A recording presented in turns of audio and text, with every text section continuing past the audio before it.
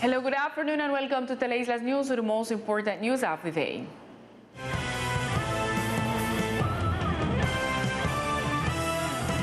The local government has already defined the date for the in-person classes to be resumed in the department. Here are more details of this news. The Ministry of Health published Resolution 777 of 2021, which gives new guidelines for educational institutions to return to the classroom. It stated that the Departmental Education Secretariat must choose the date for the start of classes. Lucila Morelos, the head of the education portfolio, announced the date to start the classes in the department. Our students will return from July 6 to in-person classes. It should be clarified that each institution must analyze and follow very well the Directive 777, which states that we must have a capacity in which we can keep 1 meter distance among us. We are doing that review and analysis institution by institution and venue by venue. With resources from the ministry, we are currently acquiring all that is needed so that the institutions can guarantee all the biosecurity protocols. The head of the education portfolio emphasized that all teachers must return to work, whether they are immunized or not, and that there will be joint educational method in person and virtual classes. Directive 5 has just been issued. This directive tells us secretaries that we must effectively verify the compliance of teachers in order to proceed with the payment of salaries. They must comply with their working hours in the educational institutions, and we must verify this. It is possible that there will be a mixed method of online and in-person classes. It all depends on each institution, and that we follow the right capacity and all biosecurity protocols. It is possible that some institutions continue with the alternation method. In the coming days, the Secretary of Education will visit each educational institution to verify their protocols.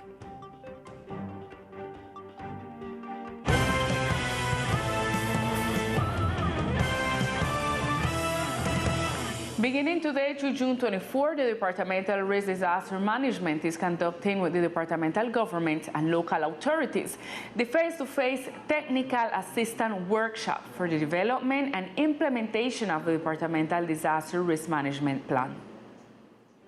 Good evening, Lisa and Aldi TV viewers. I say hello from here from the town of the island, specifically in the office of the National Unit for Risk Management of our department, because in the days they are making a meeting we can make a little technical assistance of how the development of the departmental plan of risk unit is going to be in our islands. We talked to the functionary who is making this workshop, who told us a little bit who is participating in them and also the importance that they have. Está asociado a un acompañamiento directo que está realizando.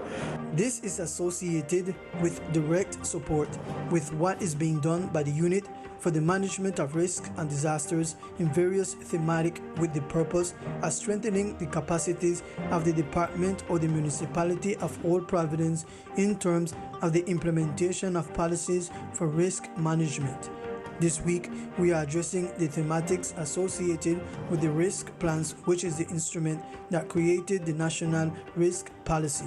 The idea is that the people who participate in this technical assistance workshop have the knowledge to reduce and manage the different disasters that may occur in our department, and this ensure the safety of the territory. Esta jornada tiene una durabilidad de 3 días. This workshop has a duration of 3 days. Yesterday, we conducted the technical assistance workshop to the team of the Departmental Office of Risk Management and Disaster, but also to the municipal team of risk management from Old Providence, where we are being supported by the Secretariat of Government of the municipality. In total, it's 3 days where people from the government and also from the Departmental Unit of Risk Management will be here actualizing all the information to how they could attend to any disaster that can happen in our department. This is all the information I report from here from this point of the island. Continue, Lisa, in studio.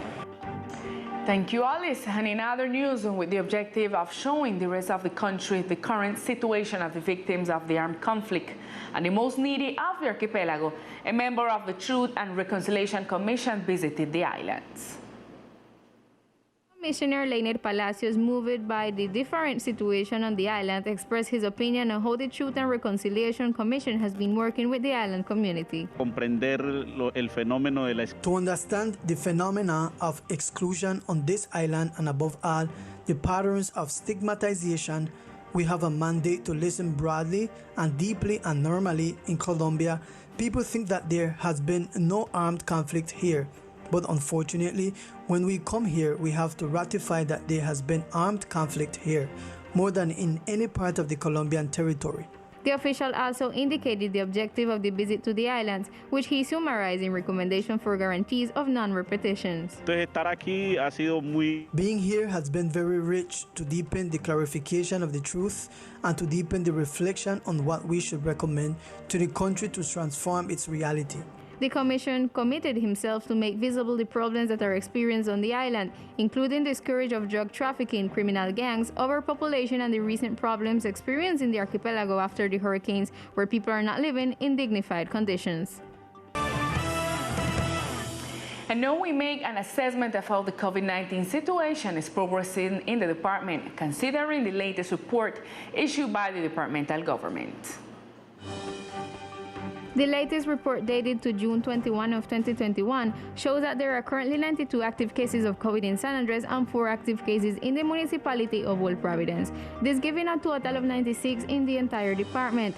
The total number of recovered cases reached 5,940 today, and the total number of positive that have occurred in the island since the beginning of the pandemic last year is 6,166. The total number of samples that have been taken to detect the virus is 30,600 at Yeti. Likewise, 122 people have died from the virus. The occupancy of the ICU is currently at 57%. And in other news in the department, we currently have 2 species, the spiny lobster and the queen conch, for which during their life period the community is forbidden to consume, capture and commercialize them. To ensure that this measure is complied with, the Secretariat of Agriculture and Fisheries carry out an advanced inspection to the vessels entering the department and to establishments that normally commercialize these products. The lobster ban is in effect for a period from March 1st to June 30. It is important to remember that this resource is a national heritage and of interest to mankind within the country's biodiversity. Therefore, it must be protected as a priority and used in a sustainable manner. Although this measure is about to be lifted, the Secretariat of Agriculture and Fisheries continues its inspection and control work on the fishing of this species. We are continuing with the inspection of what lobster we have in the island, but also we are doing the inspection before the opening of the season. We know that the season is going to open the 4th of July, so what we are doing is preparing us with the different institutions, a different authority, for example, with the SESIP, with the Coast Guard, with the Captain Port, all the activities we have to do for allow our fishermen, for example, the artisanal can go fishing without no problem, but also making the control and restriction that what they have to apply. Also, from June 1st to October 31st of each year, the queen conch closed season is established as a measure that contributes to its reproduction, and inspection are also carried out. Continuing with making inspection in the place that sell conch. Next week we're going to start the 3rd inspection. We'll see how much conch there in the island.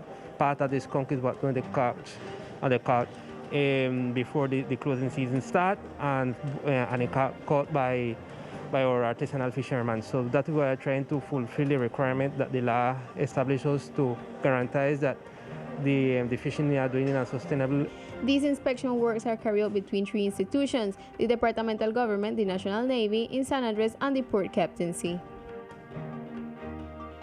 And now let's get to know other facts that are making news in our brief news sections of today.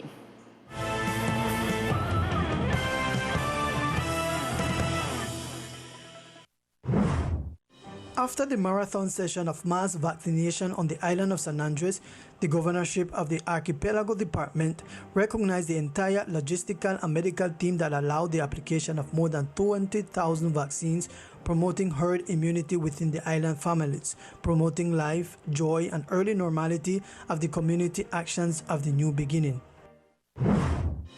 In the framework of the World Soil and Fertile Land Day, the Environmental Corporation Coralina highlighted the work of 45 nurserymen who have dedicated themselves to the care, raising and planting of mangroves in Old Providence. In addition, the entity is building a satellite nursery in the sector of Santa Isabel, which may contain 800 seedlings of special condition for mangroves of the municipality.